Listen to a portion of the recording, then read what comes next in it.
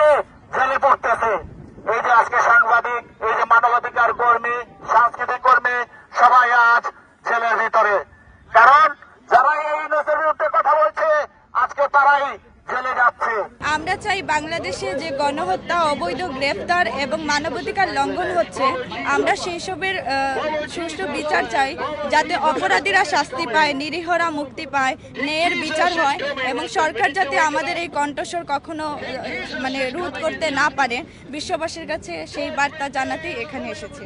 আজকে এখান থেকে আমরা বলতে চাই, এই মুহূর্তে এই রেজিম সরকারকে প্রত্যেক করে আমাদের বাংলাদেশ যেভাবে পরিচালিত হচ্ছিল, একটি মধ্যম আয়ের দেশ হিসেবে বাংলাদেশ পরিচিত হচ্ছিল, বিশ্বের বুকে মাথা উঁচু করে দাঁড়িয়েছিল, সেই পূর্বাবস্থায় ফিরে যাওয়ার জন্য আমরা আজকে এখানে দাঁড়িয়ে সবাই ঐক্যবদ্ধভাবে আমাদের সোনার বাংলাদেশকে আমরা আমাদের হৃদয়ে লালন করে আমরা বলতে চাই, এই মাটিতে দাঁড়িয়ে আমরা সবাই ঐক্যবদ্ধভাবে আমাদের সোনার বাংলাদেশকে আবারও বিনির্মাণ করার জন্য।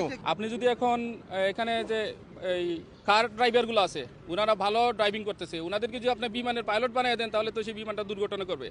সুতরাং বাংলাদেশের যে সরকার প্রধান উপদেষ্টা আছে, উনি হচ্ছে একজন এনজিওর প্রতিনিধি, উনি এটার উপর উনি নোবেল পেতে পারে, কিন্তু দেশ চালানোর জন্য উনি যথেষ্ট না। সো আমরা রাজনীতিবিদ না, ওনার জনগণের সাথে কোনো কানেক্টিভিটি নাই। হাজার হাজার সাধারণ মানুষকে জেলে নেওয়া হচ্ছে। এসবের বিরুদ্ধে আমরা রুখে দাঁড়ানোর জন্য আমাদের ভয়েস ফর হিউম্যান রাইটসের আজকের আমাদের প্রোগ্রামটি মেইনলি করা। তাছাড়া আমাদের বর্তমানে বাংলাদেশের যে পরিস্থিতি, আমাদের প্রত্যেকটি অনেক আমাদের মা বোনেরা শান্তিতে আমাদের রাস্তাঘাটে বেরোতে পারছে না।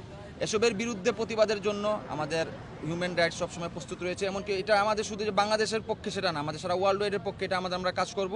এমনকি প্রত্যেকটি নৈরাজ্যের বিরুদ্ধে রুখে দাঁড়ানোর জন্য ভয়েস ফর হিউম্যান রাইটস সবসময় দাঁত ভাঙ্গা জবাব দেবে। সাংবাদিকরাই বাংলাদেশে সবচেয়ে বেশি নির্যাতিত, নিপীড়িত। এখন পর্যন্ত 600-র কাছাকাছি সাংবাদিক জেলে আছে, কারাগারে আছে। সব কিছুর পর সাংবাদিকদের নির্বিচারে জেলে ঢুকানো হচ্ছে, হত্যা করা হচ্ছে। হিউম্যান রাইটসের পক্ষ থেকে আমরা এই তীব্র নিন্দা জানাচ্ছি যে তাদের যত দ্রুত সম্ভব নির্বাচনের মাধ্যমে একটা প্রতিষ্ঠিত সরকার তৈরি করা হোক। এই কোর্টের মধ্যে আমাদের সাবেক আইনমন্ত্রীকে শারীরিকভাবে হেনস্থার শিকার করা হয়েছে। এটার জন্য আমরা তীব্র নিন্দা এবং প্রতিবাদ জানাই।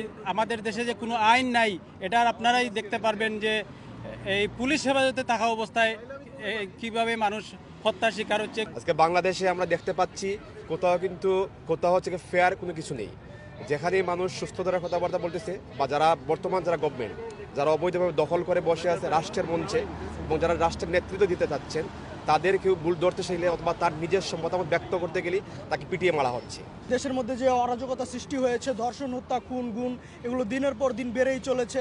হাজার হাজার মানুষের বাড়িঘর আগুন দিয়ে জ্বালিয়ে দেওয়া হয়েছে। আমরা চাই এই অবৈধ সরকার, আমরা আর চাই না, তা ওনাকে আর দেখতে চাই না।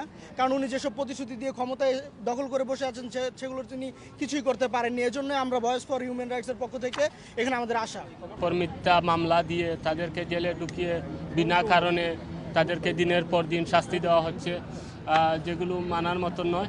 বর্তমানে মব জাস্টিসের মাধ্যমে বাংলাদেশের মধ্যে নিরীহ মানুষকে বেরহমভাবে হত্যা করা হচ্ছে। গত পরশুদিন সম্ভবত আমরা দেখতে পাচ্ছি গাজীপুরের একজন ইমাম সাহেব, ওনাকে মব জাস্টিসের মাধ্যমে হত্যা করা হয়েছে।